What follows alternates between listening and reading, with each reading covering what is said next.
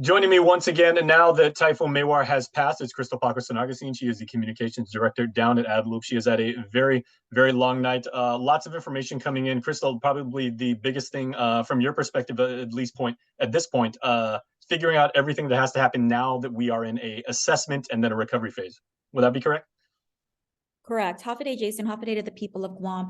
I know it was a very long 2 days as we were waiting the approach of Typhoon Mawar. This time, Governor Leon Guerrero at first light, Governor Leon Guerrero and Lieutenant Governor Josh Tenorio made their windshield assessment. And this is very important. This is basically where they go out into the streets and they figure out how much damage Guam really did sustain at the breath of Typhoon Mawar. So they divided and conquered. I just got back from the field with Governor Leon Guerrero. We ventured north, and our first stop being Guam Memorial Hospital. Again, that's a very, very critical infrastructure. So we got down, we met with the staff, and I tried to understand the issues that they experienced on Wednesday evening. Among them, we saw flooding. That was the first thing. Some compromised ceiling tiles. I know that our staff there, they were phenomenal. Nothing too crazy. I did ask our executive director, our CEO rather, at the Guam Memorial Hospital about, anything unusual at the emergency room. Nothing unusual. I did hear that there are a lot of babies born last night and yesterday. That's what I heard. That might be exciting too.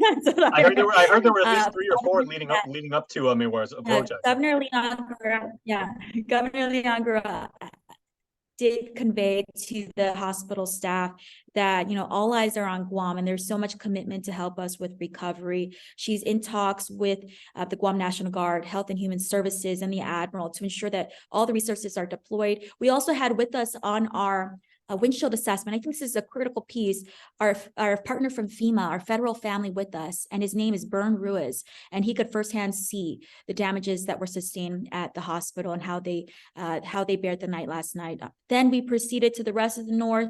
What I observed was mostly passable roads, some fallen debris, some fallen power lines, nothing too crazy.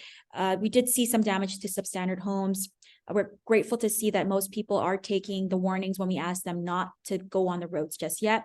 Again, this assessment is super critical to this assessment is critical to understanding where Guam is and whether or not we should declare condition of readiness for, because that's the question on everyone's minds, right? Now that the storm's eye has passed, the typhoon's eye has passed, what next? So I briefly spoke with our lieutenant governor before this interview. He's still down south, still making those assessments. Again, mostly passable roads. Governor Leon Guerrero and Lieutenant Governor Tenorio have both instructed all the critical infrastructure agencies to make their assessments now. We'll be grouping up in the next few hours to gather information, and once information becomes available, we'll be pushing that out, of course, by the Joint Information Center to understand how much damage was done. We're talking about water, because many villages experienced low to no water. We're also talking about power. We had pocket outages throughout the night. We're also talking about compromised communications. Many people experiencing down communications, unable to call people, unable to send text messages, unable to access social media and internet. So that's basically what we did. We're hoping to make an announcement in the next few hours. I know that Governor wants to speak with Landon Idlet, our warning coordination meteorologist, to kind of understand where Typhoon Mawar is now, and then combine that information with what we learned during our windshield assessment. And so the people of Guam, please stay home, stay indoors, stay in hardened shelters. At this time, we remain in condition of readiness 1. That means we are not in the clear yet. Please stay home. I think the number one question I'm also getting today is the gas station open?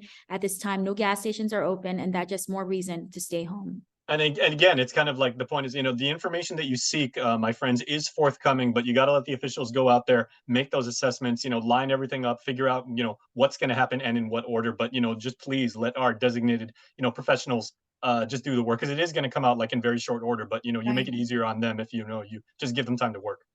And I want to thank the people of Guam for taking their preparedness steps. On our end, the government did take their preparedness steps. We mobilized all the critical infrastructure agencies as early as last Friday to ensure we cut the trees down, that we mitigated any flood damage, that we had our shelters start preparing and open. And so thank you to the people of Guam for staying safe, for staying indoors. We're not hearing any reports at this time of anything too unusual. Again, we're still gathering that information. We'll publish that as it becomes available. That's also something. And wait, something, one more thing. please. All your personal preparedness efforts really help for a speedy recovery. And I also wanted to shout out to our FEMA partners. Our federal family is on the ground with us. A few of them were here with us last night during the typhoon with us. FEMA, as many as 50 FEMA of our family members are here, and they're basically applauding our governor for taking those preparedness steps, for calling Condition of Readiness 2 and a Condition of Readiness 1 early, so our people knew to prepare. And also American Red Cross is here. So I know that there are a lot of families still trying to assess the damages, but I can assure you that we're going to get those resources, deploy those resources and those services and anything that, you know, our community may need as soon as possible. Again, and we do appreciate our friends. Yeah, we do appreciate our friends from the federal government. Stay government. indoors, but stay home for now. Stay off the roads. Let the agencies make their assessments so everyone can stay safe. One thing I do want to emphasize, and correct me, or like let me know, Chris, that I'm right about this, is specifically when it comes to the hospital and the public shelters, the expectant mothers that did check into GMH that are 36 weeks or more along in their pregnancies, also, they will not be discharged until the Condition of Readiness 4 is declared. Likewise for the public shelters, right? Like if you're expecting someone or somebody may need a ride that went to the public shelter, wait until Condition of Readiness 4, because they will not be released until the all clear is given. Is that accurate? Correct. And, you know, Jason, you've covered many storms in your time as a journalist. You're absolutely correct. Again, we remain in Core 1, so everyone is to stay in place. No changes at this time.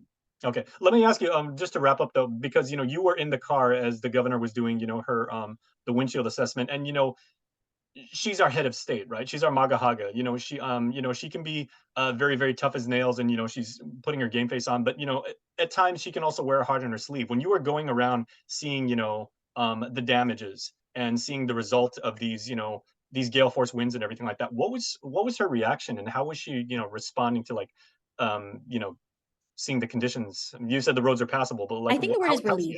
You know, our governor has seen, you know, really, she's experienced past typhoons here on island, and it's been over 2 decades since the people of Guam have endured such a significant weather event.